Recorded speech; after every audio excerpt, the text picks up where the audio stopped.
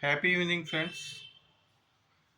Yesterday Srinivas Reddy sir చెప్పిన effective communication చాలా దారుణంగా చాలా బాగా చెప్పారు సార్. ఆ, ఎఫెక్టివ్ కమ్యూనికేషన్ అంటే మనము ఎదుటి మనిషితో కమ్యూనికేషన్ కావాలంటే ముందుగా అతను చెప్పేది మనం విన్నాం అనుకోండి, ఓపికతో మనం వినంటే గిన ఆ కమ్యూనికేషన్ అనేది చాలా బాగుంటుంది, చాలా అర్థవంతంగా ఉంటుంది, చాలా ఆచరణయోగ్యంగా కూడా ఉంటుంది.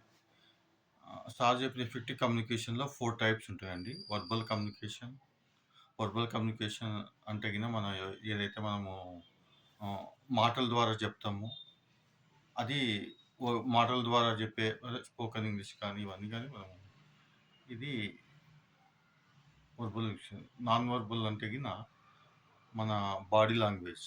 బాడీ లాంగ్వేజ్ ద్వారా మన జెస్చర్స్ ద్వారా ఎదుటి వాళ్ళకు చెప్పే విధానాన్ని వర్బల్ అంటారండి. నాన్ వర్బల్ అంటారు.